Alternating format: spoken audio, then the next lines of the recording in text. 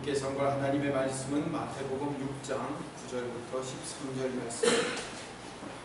오늘 모니터에 나와 있으니까 같이 함께 5절 같이 읽도록 하겠습니다. 성경 가지고 오신 분들은 찾아서 읽으시면 더 좋습니다. 마태복음 6장 9절에서 13절 말씀입니다. 그러므로 너희는 이렇게 기도하라. 하늘에 계신 우리 아버지여, 이름이 거룩히 여김을 받으시오며 나라가 이루어지며 뜻이 하늘에서 이루어진 것 같이 땅에서도 이루어지이다. 오늘 우리에게 일용할 양식을 주시옵고 우리가 우리에게 죄 지은 자를 사하여 준 것 같이 우리 죄를 사하여 주시옵고 우리를 시험에 들게 하지 마시옵고 다만 악에서 구하시옵소서. 나라와 권세와 영광이 아버지께 영원히 있사옵나이다. 아멘. 지난주에도 기도에 대한 계명을 예수님께서 재해석해 주신 것을 말씀드렸습니다. 지난주 것을 다시 한번 잠깐 요약하면 기도는 골방에서 하나님과 대화하는 것이라고 말씀드렸어요. 왜 골방이냐면 골방이라는 것은 하나님과의 교제에 집중하는 장소이기 때문에 그렇습니다. 사람을 바라보고 사람의 칭찬을 듣는 것이 아니라 하나님과 교제하고 하나님과 1대1로 만날 수 있는 곳이라면 그 어느 곳이든 골방이 될 수 있습니다. 골방의 또 하나의 의미는 그 성령이 계신 내 마음의 지성소이기 때문에 그렇습니다. 내 마음의 지성소가 골방입니다.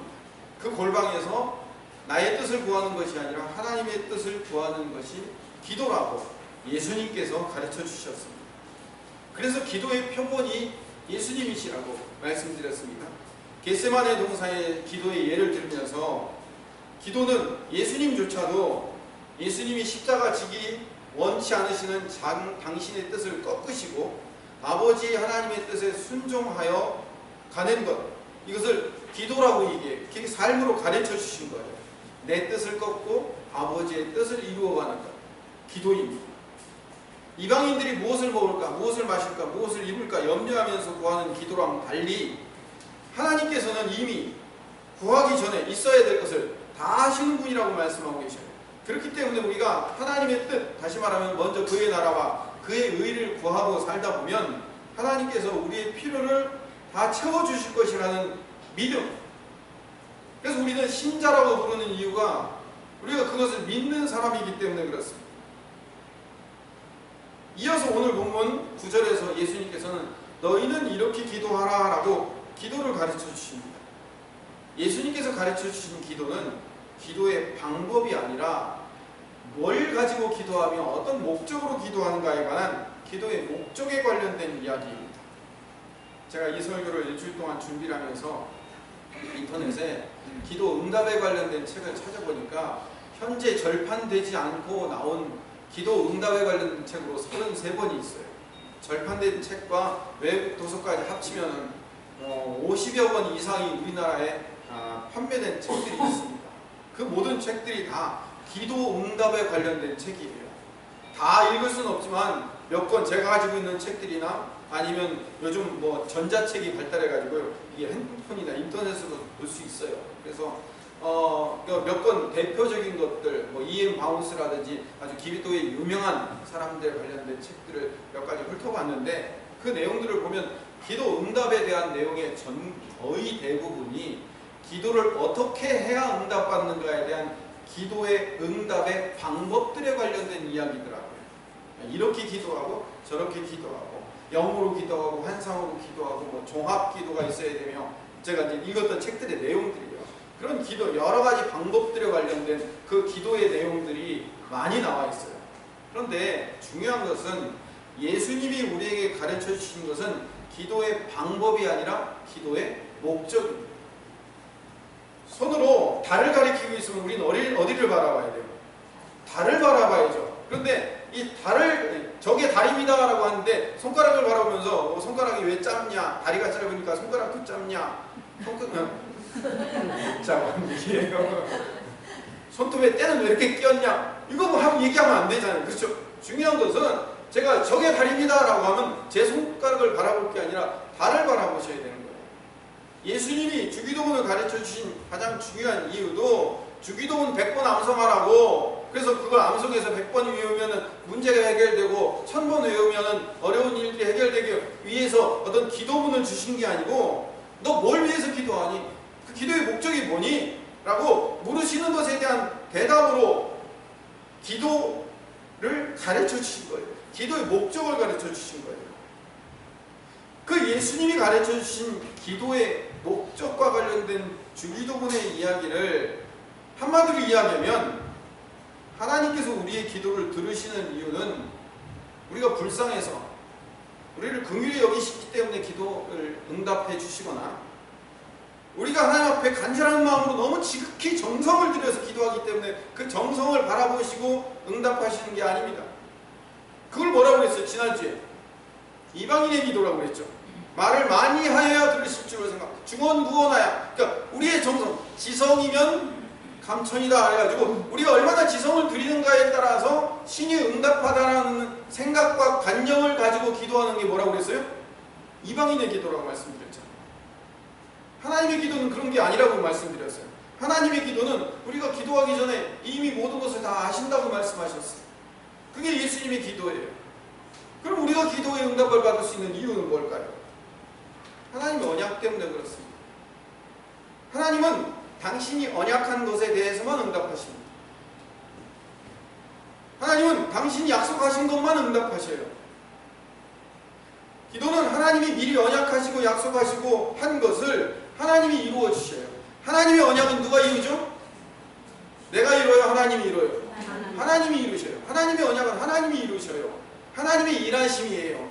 거기에 나를 도구로, 통로로 사용하셔서 우리의 기도를 통하여 이루시는 거예요.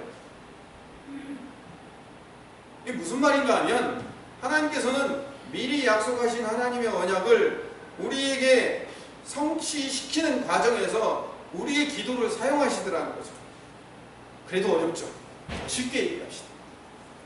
출애굽기 2장 23절에서 25절 말씀을 읽어보면 같이 읽어볼까요? 여러 해 후에 애굽 왕은 죽었고 이스라엘 자손은 고된 노동으로 말미암아 한식하며 부르짖으니 그 고된 노동으로 말미암아 부르짖는 소리가 하나님이 상달되니라. 하나님이 그들의 고통 소리를 들으시고 하나님이 아브라함과 이삭과 야곱에게 세운 그의 언약을 기억하사 하나님이 이스라엘 자손을 돌보셨고 하나님이 그들을 기억하셨다. 이스라엘 백성들이 애굽에 가서 400년 살면서 하나님을 섬기지 않고 하나님께 기도하지 않았어요. 하나님 잊어버리고 살았어요. 그러자 요셉을 알지 못하는 바로가 나타나서 고대 그 문서에 보면요, 실제로 애굽의 정권이 바뀌었대요. 정권이 바뀌었대요. 그래서 요셉을 알지 못하는 그런 바로가 나타나가지고 이 이스라엘 백성들을 손님으로 대접하는 게 아니라 노예로 대접을 하는 거예요. 그래서 이스라엘 백성들을 노예로 삼아서 그들을 괴롭히는 거예요. 그러니까 이 이스라엘 백성들이 처음에 섬기지 않고 기도하지 않고 버렸던, 그래서 애굽의 우상을 숭배했던 이 이스라엘 백성들이 조상들이 섬기던 하나님을 다시 찾게 되는 거예요. 그래서 그들이 하나님께 부르짖고 기도하는 거예요. 살려달라고. 그러니까 하나님이 그 기도와 부르짖음에 응답하시더라는 거죠. 이스라엘이 고통 속에서 울부짖고 살려달라고 기도하니까 거기에 응답하셨는데, 우리가 보기에는 그들이 고통 속에서 부르짖으니까 응답하셨다고 생각했는데 사실은 알고 보니까 고통 속에 기도했기 때문에 응답하셨다기, 그것도 중요하지만 그것 이전에 하나님이 언약하시고 약속하셨기 때문에 응답하시더라는 거예요.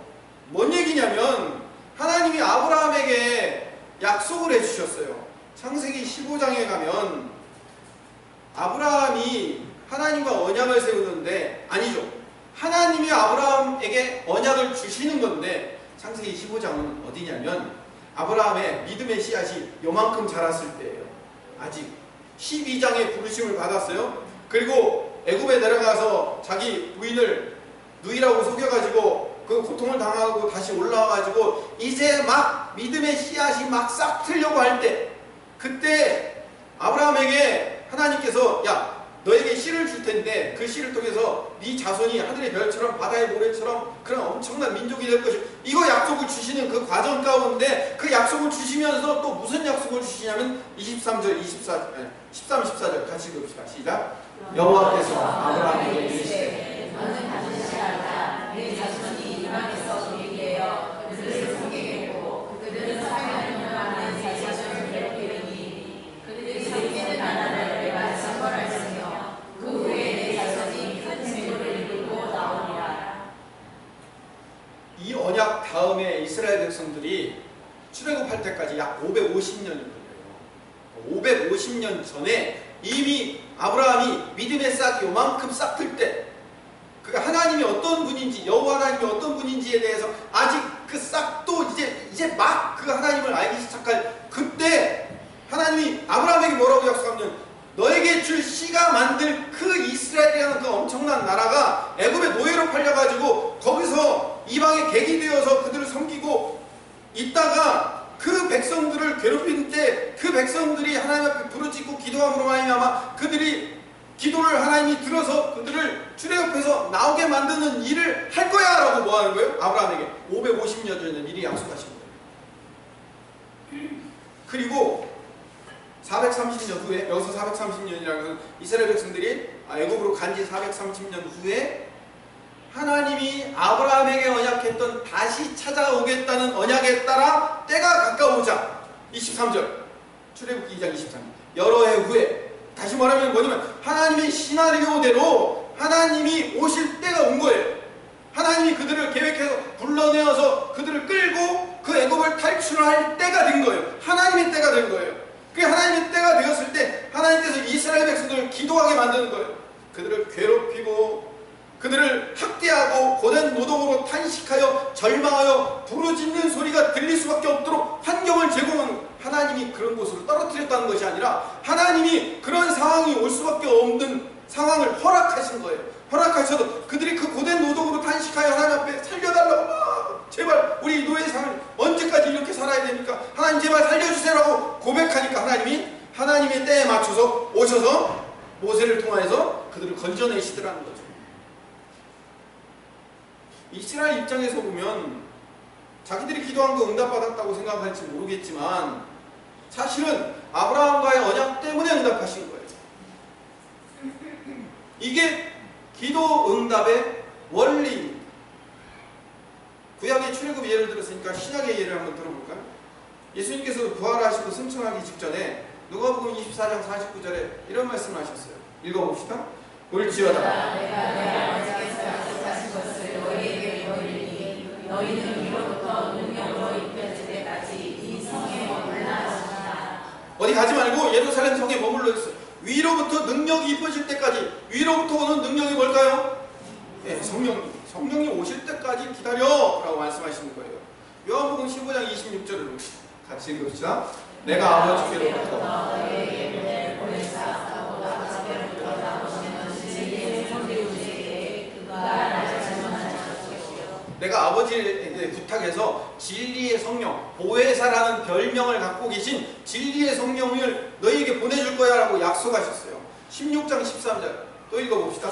그러나 진리의 성령이 오시면 그가 너희를 모든 진리 가운데 인도하시니 그가 스스로 말하지 않고 오직 들은 것을 말하며 장래의 일을 너희에게 알리시리라. 예수님께서는요, 누가복음에서도 요한복음에서도 계속 성령을 주실 거라고 약속하시고 또 약속하셨어요. 제가 대표적인 구절만 뽑아본 거지 이거 말고도요 성령을 우리에게 보내줄 것이라는 약속을 수도 없이 했어요. 그리고 사도행전으로 넘어와서 제자들이 오순절날 마가의 다락방에 모여서 전심으로 기도했어요. 그러자 성령이 제자들에게 임했어요. 겉보기에는 제자들이 전심으로 기도했기 때문에 성령이 오신 것처럼 보이지만 사실은 예수님께서 성령을 주시고로 미리 약속했기 때문에 그 기도하게 하시고 그 성령을 보내주신 거예요. 이미 오순절날 이미 이름에 오순절날이 이미 이르는 것은 오순절날 이미 성령은 오실 거예요. 오신다고요.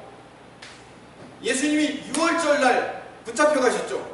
그래서 이 무교절 기간 동안, 일주일 기간 동안 십자가에 못 박혀 죽으시고 6월절의 마지막 날을 초실절이라고 얘기합니다. 8일째 되는 날이에요.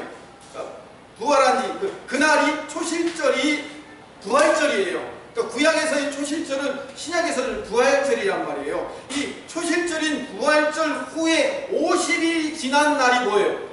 오순절이란 말이에요. 예수님께서 초실절에 부활하시고 40일 동안 지상에 계시다가 승천하셨어요. 며칠 남았어요? 열흘 남았죠? 500이 1은 4예요. 그 열흘 남았죠. 그러니까 열흘 남은데 오순절 날이 이미 이름에, 그러니까 열흘이 지난 후에 약속하신 성령이 오실 거란 말이에요. 오시는데 누구의 기도를 사용하셨어요? 제자들의 기도를 사용하셨어요. 제자들이 성령님 오시지 않으면, 예수님의 영이신 그 약속하셨던 그분 오시지 않으면 우리는 살 수 없습니다 라고 마가의 다락방에 모여서 간절한 마음으로 부르짖으니까 그 약속하신 성령이 오셨단 말이에요.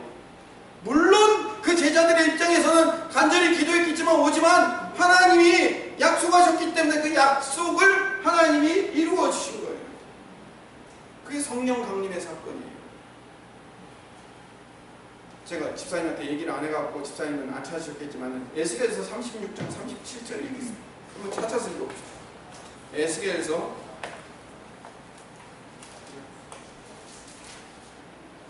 36장 37절 말씀.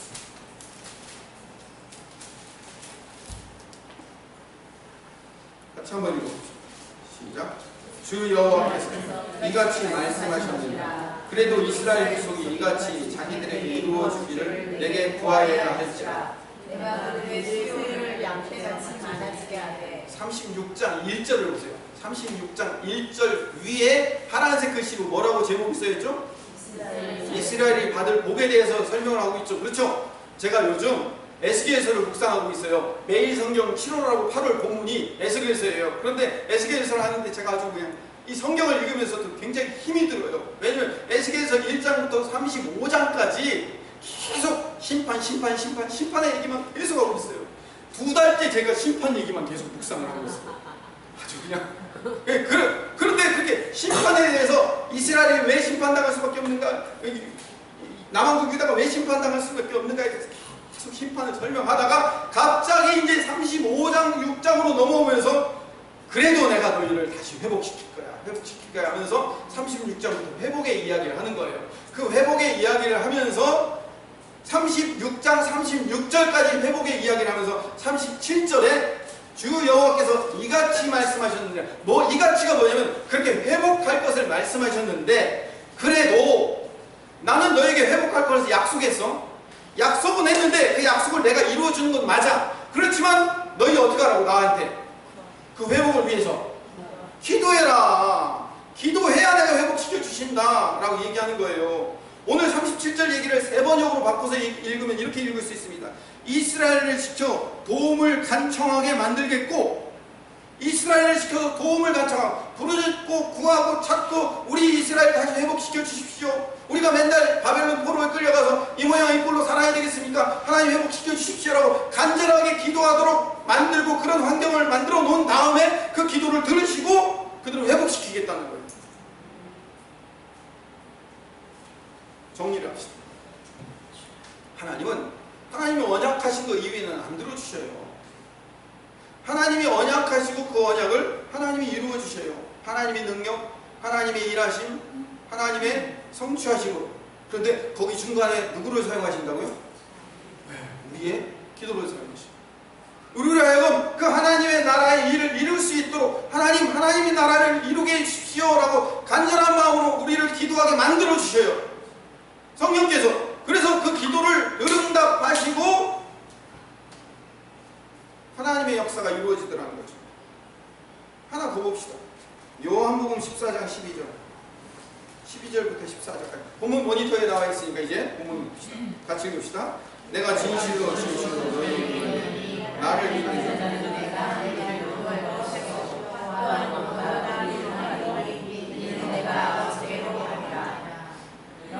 내 이름으로 무엇을 구하든지 내가 행하리니 이는 아버지와 영광을 받으시게 하려 함이라. 14절. 내 이름으로 무엇이든지 내게 구하면 내가 행하리라. 예수님이 하신 일과 똑같은 일을 할 수 있고 예수님보다 더 큰 능력도 행할 수 있고 예수님의 이름으로 구하면 무엇이든지 다 들어주시겠다고 기도의 응답을 약속하셨어요. 여기서 내 이름으로 구한다는 말은 우리가 기도한 다음에 기도의 맨 마지막에 뭘 집어넣죠? 예수님의 이름으로 기도합니다. 아멘. 그러면 한 시간 내내 기도해도 그거 내 예수님의 이름으로 기도합니다. 아멘을 넣지 않으면 그 기도는 말짱 꽝이 된다는 의미예요?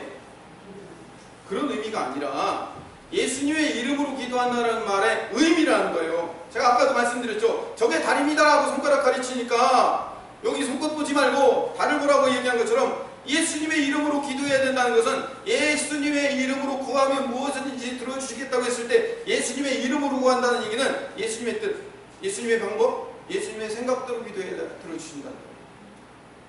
뭐든지 다 들어줄 텐데 그 뭐든지 다 들어주는 그 기도가 예수님의 이름으로, 예수님의 이름, 주기도문이 뭐죠? 하나님의 이름이 거룩히 여김을 받으시오며, 하나님의 이름, 예수님의 이름, 이 이름이라는 것은 어떤 의미냐면 예수님의 뜻, 예수님의 방법, 예수님의 생각을 의미하는 거예요. 하나님의 이름이 거룩히 여김을 받는다는 얘기는 하나님의 뜻, 하나님의 방법, 하나님의 생각, 하나님의 통치 계획, 이걸 얘기하는 거예요. 요한복음 15장 7절 같이 읽읍시다. 너희가 내 안에 있다.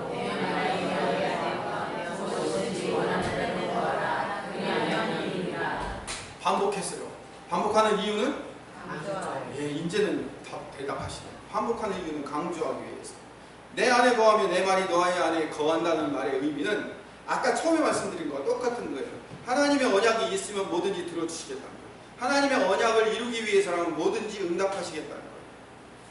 성경에 3번 반복한다는 것은 굉장히 중요하다는 얘기예요. 15장 16절을 봅시다. 시작. 너희가 이는 너희로 가서 열매를 맺게 하고 또 너희에게 감사하게 하여 내 이름으로 아버지께 무엇을 구하든지 다 알게 하려니와. 너희가 열매를 맺는 일에 있어서는 뭘 구하든지 다 응답해 줄게 라고 얘기하는 거예요. 그럼 여기서 열매는 뭐예요? 여러분 자녀가 잘 되는 열매? 여러분들이 사업이 풍성해지는 열매? 성경에서는 그걸 열매라고 하지 않았어요. 성경에서 열매라고 했을 때는 뭘 열매라고 했어요? 사랑과 희락과 화평과 오래 참음과 자비와 양선과 충성과 온유와 절제의 열매를 맺는 일에 있어서는 뭐든지 내가 다 들어줄게. 뭐든지 다 들어줄게. 네가 그 열매를 맺는 차원이라면 내가 산을 뛰어다가 바다에 던지게 만들어 줄 수 있고 하늘을 바늘을 가를 수도 있고 천둥 번개를 쳐서 온 세상을 어둡게 했다가 밝기도 할 수 있고 내가 무슨 일이든지 다 들어줄게. 네가 원하는 대로 다 들어줄게. 뭐만 할 수 있다면 네 삶에 열매만 맺힐 수 있다면 네가 내 방식과 내 뜻과 내 계획만 이룰 수 있다면 3번이나 반복된 기도 응답의 약속이에요. 이 원리를 나한테 적용시켜 봅시다. 나한테 적용시켜 봅시다. 우리는 언제 기도하죠? 솔직하게 얘기할 것. 어려울 때 기도해요. 물론 새벽마다 나와서 날마다 기도하시는 분들도 계시지만 우리는 대부분 어려울 때 기도해요. 문제 생기면 기도한다고.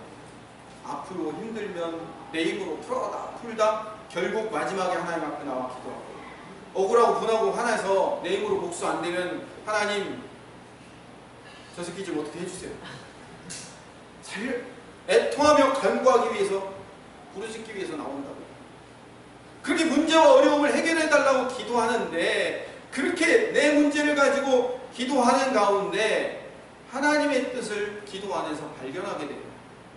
그래서 문제를 해결하러 나왔다가 내 문제를 발견하고 하나님의 뜻을 깨닫고 하나님을 발견하여 하나님의 뜻을 이루는 것으로 내 삶이 바뀌는 과정을 경험하는 거예요. 그래서 우리는 기도라는 과정을 통해서 하나님께서 나를 훈련하고 나를 세워가시는 거예요.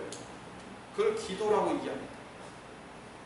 문제는 돈이에요. 돈만 있으면 다 해결돼요. 자녀만 어떻게 됐으면 좋겠어요. 남편이 문제인 것 같아요. 인간관계가 문제인 것 같아요.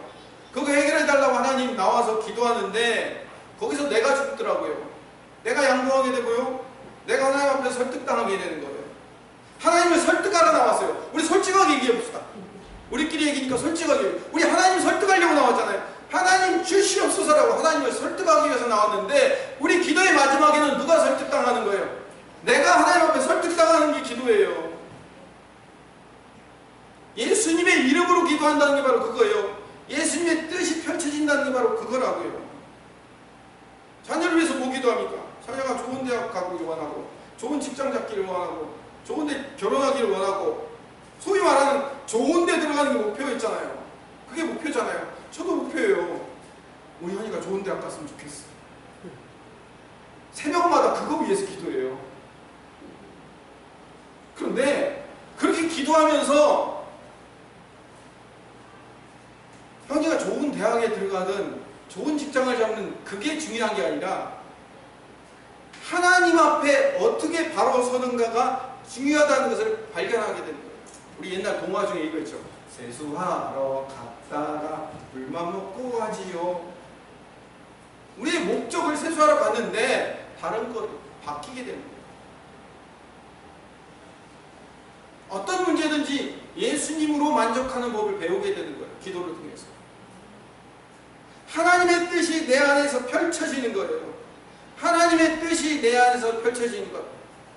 예수님이 이 땅에 왜 오셨어요? 아버지의 뜻을 이루러 오셨죠. 지난주 40분 내내 말씀드린 게 그거죠. 아버지의 뜻을 이루러 오신 것. 아버지의 뜻이 뭐예요? 하나님 아버지, 성부 아버지의 뜻이 뭐냐면 옛 성전을 헐어버리고 그 구약의 유대교의 옛 성전을 헐어버리고 새 성전을 네 몸을 통해서 완성해내라는 거예요. 네가 십자가 져서 새 성전을 완성해내라고. 그래서 옛 성전을 몽땅 무너뜨려버리고 새 성전을 예수님을 통해서 완성했어요. 그런데 새 성전으로 완성되신 예수님께서 당신의 영이신 성령님을 우리 안에 부어주시네. 그래서 우리 안이 여기가 어디가 되는 거예요? 여기가 새로운 성전이 되는 거예요. 여기가 하나님의 성전이 되는 거예요. 다시 말하면 여기가 하나님의 성전이 된다는 것은 여기가 하나님의 나라가 된다는 거예요. 하나님의 나라, 하늘에서 뜻이 이루어진 것처럼 이 땅에서, 이 땅은 여기는 여기 이런 땅을 얘기하는 게 아니라 여기에 여기 하나님의 나라는 통치의 개념이라고 그랬죠. 여기가 하나님의 나라가 되도록 기도하는 거예요. 성령이 내 안에 들어와 여기서 지성소를 만들어 성전, 성소 만들고 이게 성전 만들어 솔로몬 성전 같은 그런 성전 짓는 게 아니라 여기에 지성소를 만들어 여 지성소 안에 성령이 거하시는 그 일이 여기에 펼쳐져. 그래서 그 성령이 거하시기 때문에 성령의 열매가 튀어져 나와 열매가 나오는 그 삶을 이루는 일에 있어서는 뭘 기도하든 다 들어주시겠다.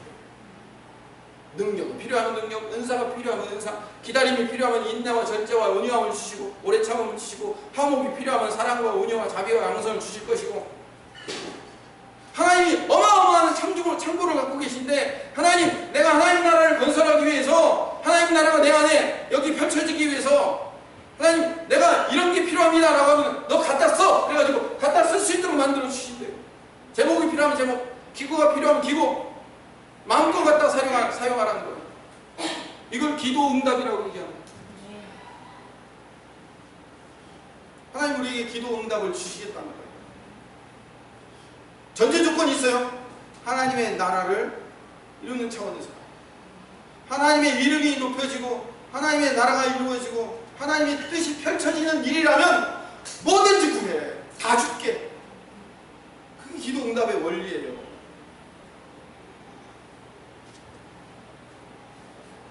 예수님이 신학적으로 얘기하면 예수님이 인간의 몸을 입고 오셨어요. 다시 말하면 인간의 한계를 갖고 오신 분이에요. 쉽게 우리랑 똑같은 분이에요. 물론 그 예수님 안에 계신 영은 하나님의 영이지만 몸은 우리가 똑같은 몸이에요. 그래서 우리가 기적을 행할 수 없고 우리가 어떤 신비한 능력을 행할 수 없는 것처럼 예수님도 우리랑 똑같이 오셨어요. 예수님과 우리가 똑같아요. 그런데 예수님은 아버지의 뜻을 이루는 차원에서라면 무엇이든지 기도의 응답을 받으신 거예요. 예수님. 안질병에도 고치고 문둥병자도 고치고 38년도 병자도 고치고 혈루병을 앓는 여인도 고치고 나면서부터 눈면 사람도 고치시고 귀신도 쫓아내시고 죽은 자도 살리시고 오병이어의 기적을 일으키고 바람과 바다도 잔잔케 하시고 예수님 자체에 어떤 능력이 있기 때문에 그걸 한 게 아니라 뭐 하신 거라고요? 기도의 응답을 받으신 거예요. 이 모든 죽기 회개와 치유와 이적은 전부 아버지의 뜻을 이루기 위한 기도의 응답이었던 거예요. 아버지의 나라를 설명하고 아버지의 나라가 임하면 이런 일이 일어난다는 것을 보여주는 차원에서라면 어떤 기적도 동원되는 거예요. 그런데 마태복음 12장 38절 39절을 읽어보니까 그때 같이 읽읍시다. 서기관과 바리새인 몇 사람이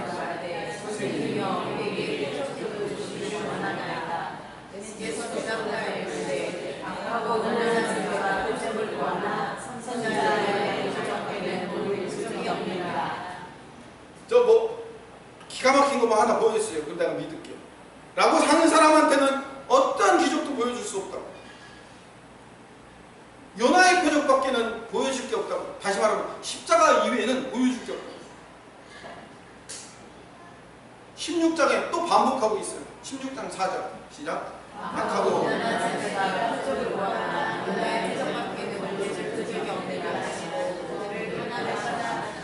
14장에서도 했지만 16장에서도 또 바리새인들과 사두개인들이 와서 뭔가 좀 당신이 메시아라는 어떤 것을 좀 번쩍번쩍하는 걸 보여주세요. 그럼 내가 믿을게요 라고 하는 자들에게는 나 십자가 이외에는 너한테 보여줄 게 없어 라고 그냥 가시더라는 거죠. 왜 제자들하고 가난한 백성들에게는 수많은 기적을 보여주시면서 바리새인들과 사두개인들과 서기관들한테는 기적을 안 보여주셨을까요? 차별되어 가는 거예요? 이유가 있어요. 하나님의 나라와 그의 뜻을 설명하는 일이 아니었기 때문에. 우리는 하나님의 나라와 그 뜻을 설명하고 하나님의 나라를 이루는 일이라면 무엇이든지 응답받은 자들로 이미 응답의 약속을 받은 자란 말이에요. 한계가 분명히 정해져 있는 사람들이에요. 누가복음도요, 주기도문을 가르쳐 주신 장면이 11장에 나와요. 11장 1절을 봅시다. 누가복음 11장 1절 같이 읽읍시다. 예수께서 한 곳에서 기도하시고 마치시고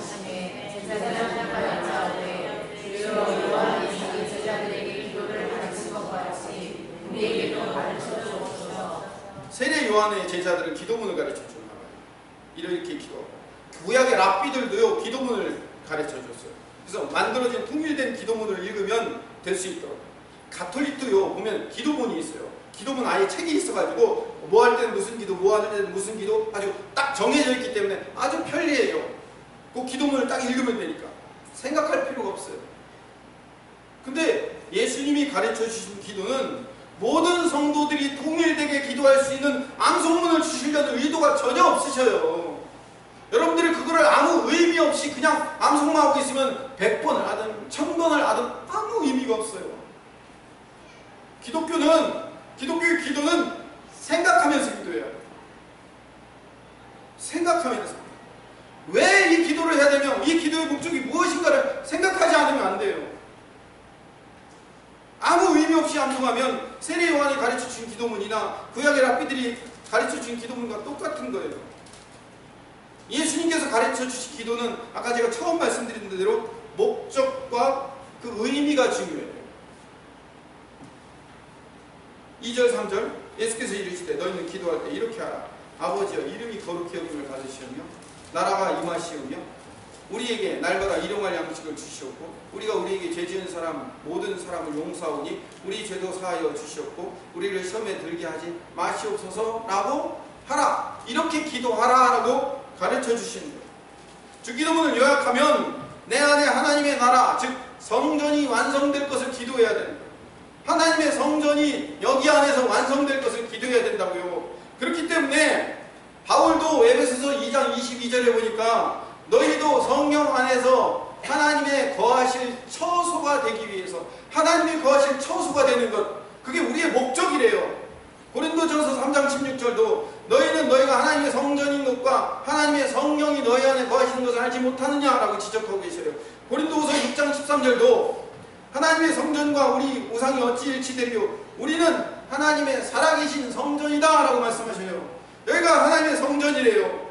하나님의 성전이 여기면 이 성전 안에 누가 거하셔요? 하나님이 거하셔야 될 거 아니에요. 그렇죠? 그러니까 하나님이 거하시는 장소가 되게 만들어라 라고 얘기한 것이 우리의 인생의 목적이란 말이에요. 그게 주기도문의 목적이에요. 그래서 우리 누가복음에서 말하는 기도의 모든 목적의 결론이 13절에 누가복음 11장 13절 시작. 너희가 악할지라도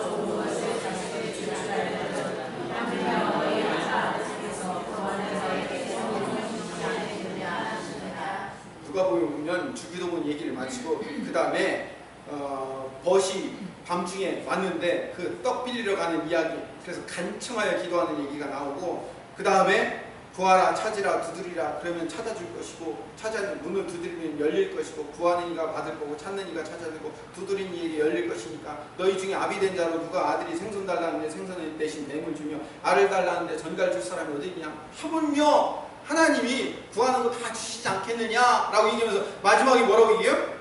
구하는 자에게 예, 다 주시지 않겠느냐라고 얘기 끝나면 얼마나 좋아요. 근데 거기에 뭐라고 얘기했어요? 성령을 주시지 않겠느냐. 성령을 주시지. 그렇게 간구하고 부르짖고 매달려서 구해봐라. 결국 뭘 줄 거다? 성령 줄 거다라고 얘기하죠. 왜 성령 주는 게 우리의 기도의 마지막 최종 결론이 되죠? 여기가 하나님의 나라, 성전이 되어야 돼요. 하나님의 임재가 여기 안에 임해야 되니까. 그렇게 임재된 성령께서 우리의 기도를 고쳐주셔요. 어떻게 고쳐주시냐면 마지막에 이것만 읽고 마치겠습니다. 로마서 8장 26절에서 27절 시작. 이와 같이 우리는 마땅히 이거를 알지 않거나 오직 성령이 말할 수 없는 탄식으로 우리를 열심히 바꿔주시구나. 마음을 살피시는 이가 성령의 생각을 알지나니 이는 성령이 하나님의 뜻대로 성도를 위하여 바꿔주시구나. 마지막 27절을 보여주시고요. 27절을 제가 세 번역으로 읽어볼게요. 사람의 마음을 꿰뚫어 보시는 하나님께서는 성령의 생각이 어떠하신지를 아십니다. 성령께서 하나님의 뜻을 따라 성도를 대신하여 간구하시기 때문입니다. 우리 안에 계신 성령님께서 우리를 대신해서 간구해 주시더라는 거죠. 내가 잘못했어요. 그래갖고 아버지한테 반항을 하네. 이놈의 새끼가. 그래갖고 아버지한테 막 반항을 하고 있는 거예요. 그럼 아버지가 막 그 애를 어떻게 하겠어요? 혼내겠죠. 근데 중간에 누가 끼냐면 엄마가 껴. 엄마가 껴서 뭐라고 해요? 아들이 아빠한테 하고 얘기를 하면 얘 얘기는 이게 아니고 내 마음 가운데 이런 마음이 있고 이런 게 있어서 당신한테 이렇게 얘기하는 거니까 당신이 좀 이해해라고 엄마가 중간에서 뭐예요? 네, 통역을 해주잖아요. 엄마가 중간에서 통역해주잖아요. 엄마가 중간에서 얘가 이렇게 화가 난 것은 진짜 화가 난 것이 아니라 이러이러해서 한 거다라고 바꿔서 설명해주는, 아빠가 알아듣도록, 아버지가 이해하도록, 아버지 마음이 이해가 되도록 아들의 말을 바꿔서 설명을 해주잖아요. 그게 성령님이 하시는 일이에요. 왜 우리가 성령을 구해야 되고 이 안에 왜 성령님이 계셔야 되고 왜 성령님의 뜻과 방법대로 구해야 되냐면 우리 성령께서 우리의 기도를 바꿔주시기 때문에 그래요. 하나님과 우리 사이, 우리는 뭐 갖고 기도해요? 하나님 이거 주세요 저거 주세요 맨날 달라는 거 막 주고 있는데 성령께서 우리의 기도를 어떻게 하신다고요? 바꿔주시는 거예요. 얘가 이렇게 기도할 수밖에 없는 이유는 다 이래서 그런 겁니다 라고 우리 아버지 하나님께 그 기도를 고쳐주시고 바꿔주셔요. 뭘로? 말할 수 없는 탄식으로. 아들하고 아버지하고 대립이 됐을 때 엄마가 중간에서 어떻게 해요? 말할 수 없는 탄식으로 말을 바꿔주잖아요. 그런 것처럼 바꿔주더라고요. 성령께서. 우리는 내 문제 가지고 기도하는데 성령께서 그걸 하나님의 뜻이 이루어지는 기도로 바꿔주시는 거예요.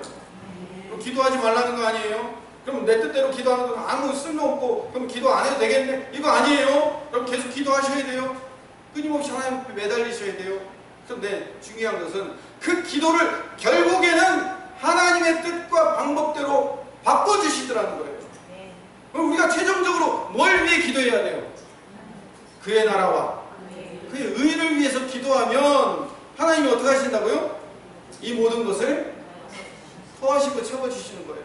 지난주 결론이 뭐죠? 마태복음 6장 8절의 결론이 뭐죠? 하나님께서, 여러분 성경 찾아주세요. 중요하니까 성경책으로 찾아주세요. 마태복음 6장 8절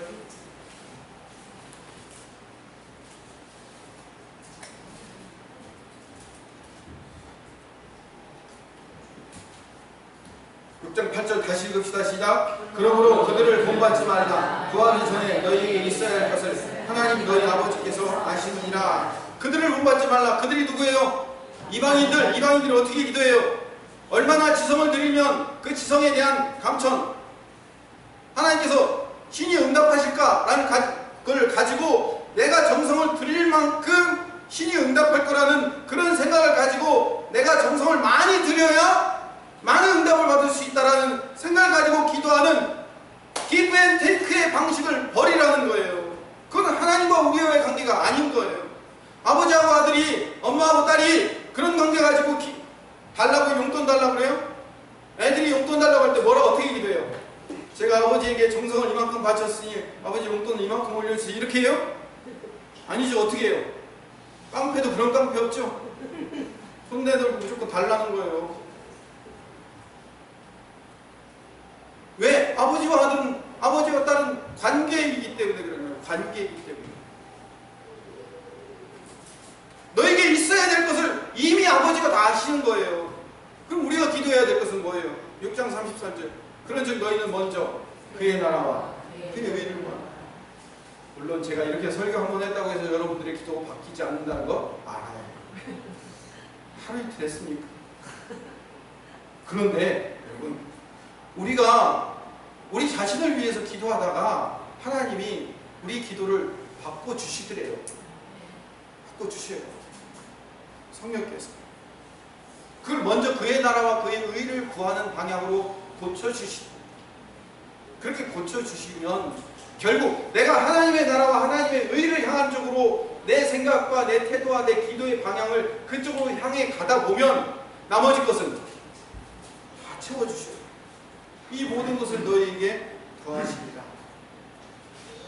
여러분, 하나님이 여러분 그렇게 하나님의 뜻과 방법대로 하나님 나라를 위해서 기도하다 보면 나머지 것들을 다 채워주실 것을 믿습니까? 네, 그 믿음을 가지고 사는 거예요. 우리는 그 믿음으로 사는 사람들이에요. 그 믿음으로 기도하는 사람들이에요. 하나님이 다 채워주실 거예요. 내가 하나님 나라의 방향을 똑바로 가고 있으면 하나님 알아서 채워주실 거예요. 하나님 알아서 채워주실 거예요. 내가 기도하지 못한 것까지 다 채워주실 거야 라는 믿음.